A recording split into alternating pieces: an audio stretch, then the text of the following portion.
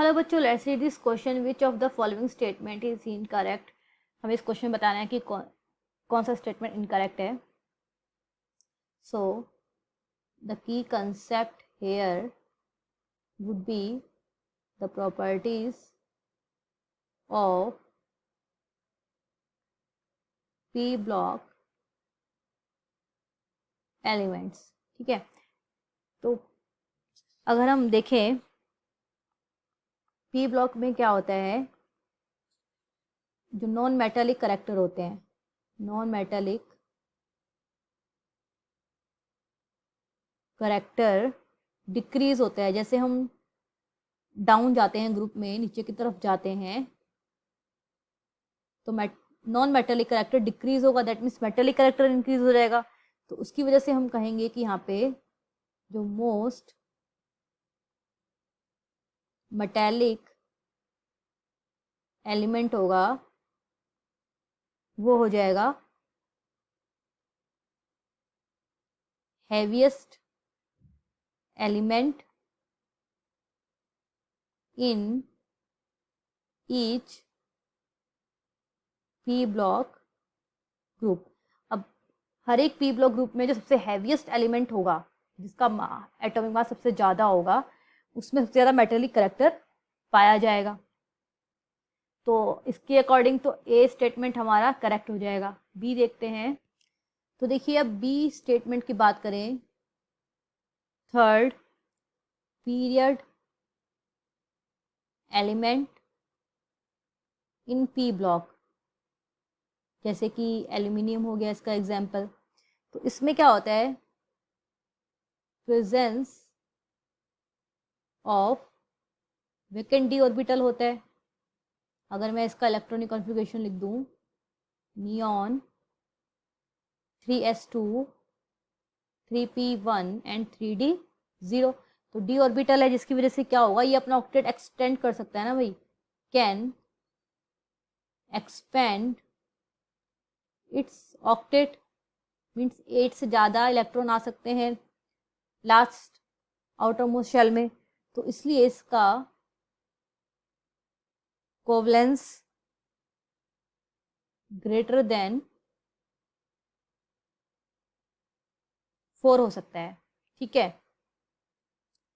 तो ये स्टेटमेंट भी सही होगा। नेक्स्ट देखते हैं। तो देखिए सी में क्या दिया हुआ है कि गैलियम जो है उसका साइज एल्यूमिनियम से बड़ा है, ये दिया हुआ है सी स्टेटमेंट में। अगर मैं लिखूं एलिमेंट्स, बोरॉन के बाद आता है एल्यूमिनियम, देन गैलियम, फिर आता है indium, then thallium.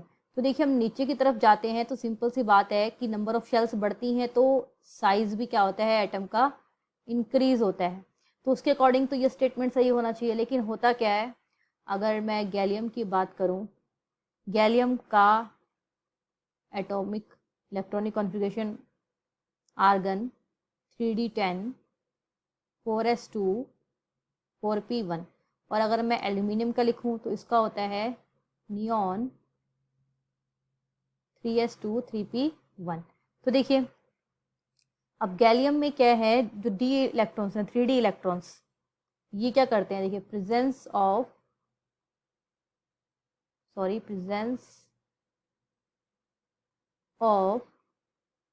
3d electron, ये क्या करते हैं, पुअर शील्डिंग इफेक्ट दिखाते हैं।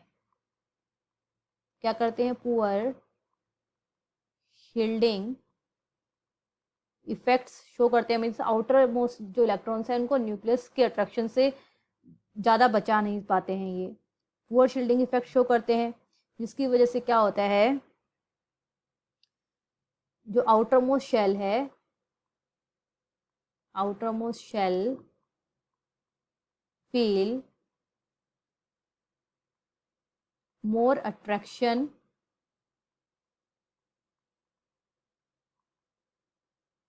Towards nucleus. तो क्या हो रहा है, वो न्यूक्लियस की तरफ ज़्यादा खिंच रही है, तो इसकी वजह से उसकी तरफ अट्रैक्ट होगी। अट्रैक्ट होने से क्या होगा, साइज डिक्रीज हो जाएगा। लेकिन एल्यूमिनियम में ऐसा कोई इफेक्ट नहीं होता है, कोई इफेक्ट ऐसा नहीं दिखाई देता, क्योंकि उसमें ऐसे 3d इलेक्ट्रॉन्स प्रेजेंट नहीं है जो पुअर शील्डिंग इफेक्ट दिखाएं, तो जिसकी वजह से एल्यूमिनियम का साइज बड़ा होता है और गैलियम का कम हो जाता है। तो ये वाला स्टेटमेंट तो गलत हो गया। नाउ डी देखते हैं। अब देखिए डी में इन्होंने दिया हुआ है कि जो थैलियम है उसकी आयनाइजेशन एंथैल्पी इंडियम से ज़्यादा होती है। आयनाइजेशन एंथैल्पी क्या है, थैलियम से ज़्यादा होती है, थैलियम की ज़्यादा होती है इंडियम से। तो मैं अगर दोबारा से वही ऑर्डर लिख लूँ, boron, aluminium, gallium, then indium, then thallium.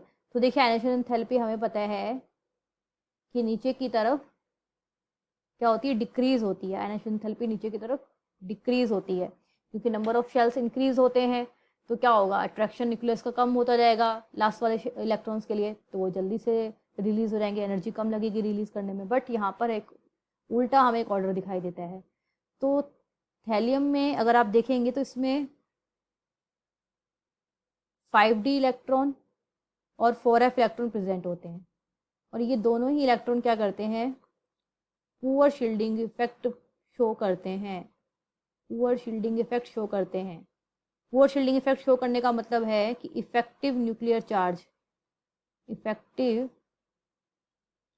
Charge अब क्या हो जाएगा, इंक्रीज होगा, जिसकी वजह से क्या होगा, देखिए जो वैलेंस इलेक्ट्रॉन है या फिर हम कहें जो आउटर मोस्ट इलेक्ट्रॉन है, वैलेंस इलेक्ट्रॉन, वो क्या करेंगे भाई, अट्रैक्शन ज़्यादा फील करेंगे, मीन्स इज क्वाइट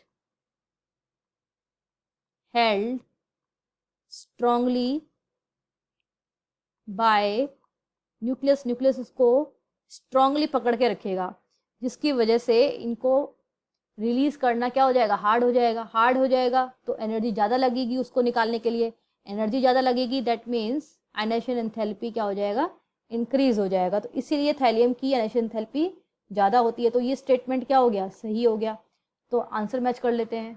तो स्टेटमेंट ए में क्या लिखा है, the heaviest element in each p block group is the most metallic character, ये करेक्ट स्टेटमेंट है। बी दिया, the third period b block element can expand their covalence above 4, ये भी करेक्ट है। नेक्स्ट है, atomic radius of gallium is less than that of aluminium, ये भी correct है। और लास्ट क्या दिया हुआ है, the ionisation enthalpy of thallium is smaller than that of indium, ये इनकरेक्ट स्टेटमेंट है क्योंकि थैलियम की आयनाइजेशन एंथैल्पी बहुत ज़्यादा होती है इंडियम से। तो ऑप्शन हमारा हो जाएगा डी, ये हमारे इस क्वेश्चन का सही आंसर है। I hope you understood it well, best of luck.